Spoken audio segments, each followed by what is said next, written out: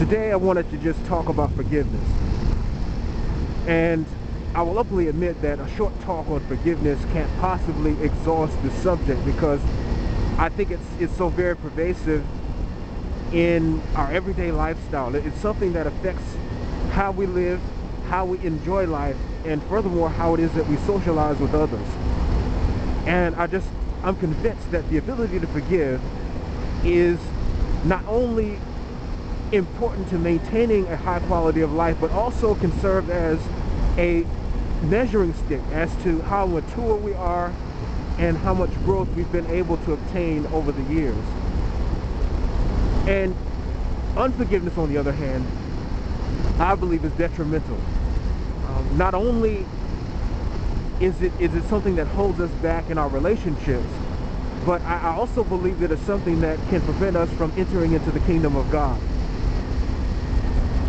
And with that having been said, I've heard it referred to as this. I heard a preacher say once that unforgiveness is likened unto me taking poison and then sitting around waiting for my enemy to die. And I thought that touched the very essence of unforgiveness and how dangerous it is, because ultimately unforgiveness hurts me.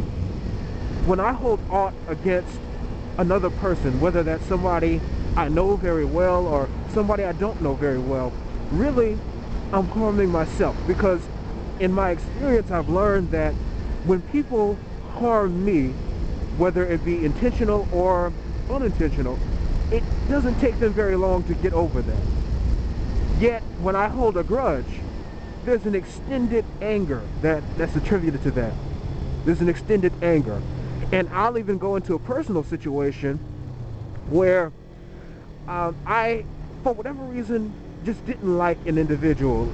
And I use the phrase for whatever reason because I can't even honestly remember what it was that caused me to dislike this individual to begin with. But be that as it may, my disliking for this person grew to the point where them being present in the environment would change my mood. In other words, I would come into an environment thinking happy thoughts, in a good mood, yet when this person would enter the environment, my mood would change to just the opposite, and I would think angry thoughts.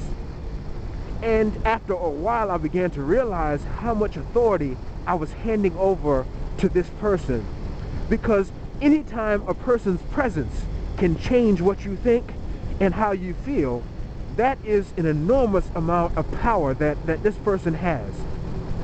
And I have to be honest when I say that I would not have willingly handed over that kind of authority to someone whom I didn't like, someone whom was not my friend or family. Yet I was doing it on a regular basis. And I have a feeling that someone listening can recognize and register with this, because this is something that we do, and this again touches on the foolishness of unforgiveness.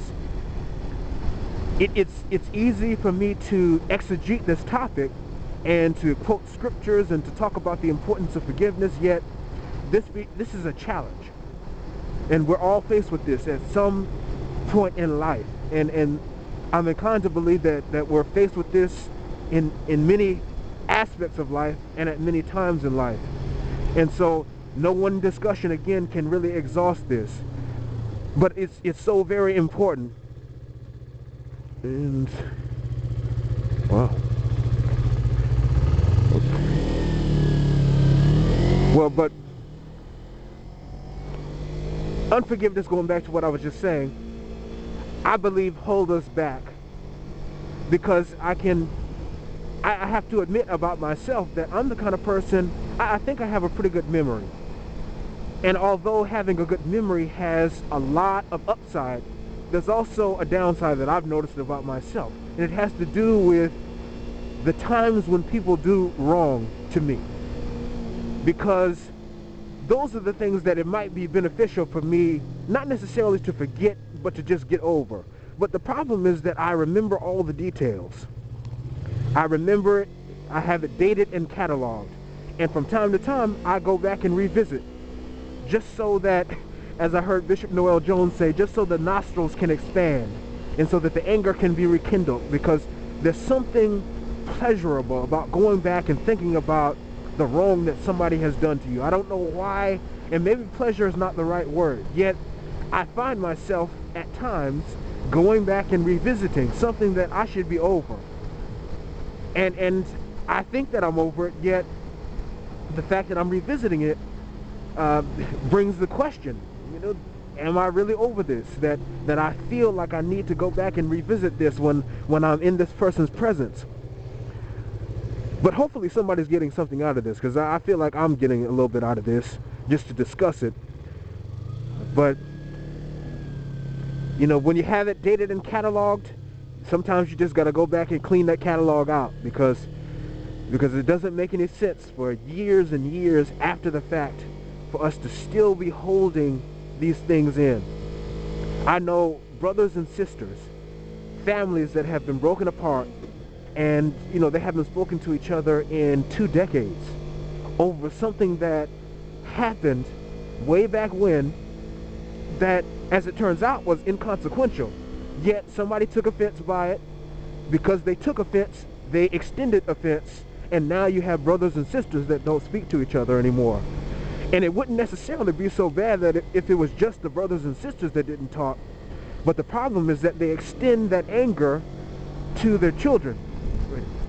And what I mean by that is, you have a brother and sister who don't get along, they subsequently have children, and now the children don't even get to interact with their cousins because of the ought that the parents have against each other. And this, to me, speaks to the foolishness of unforgiveness.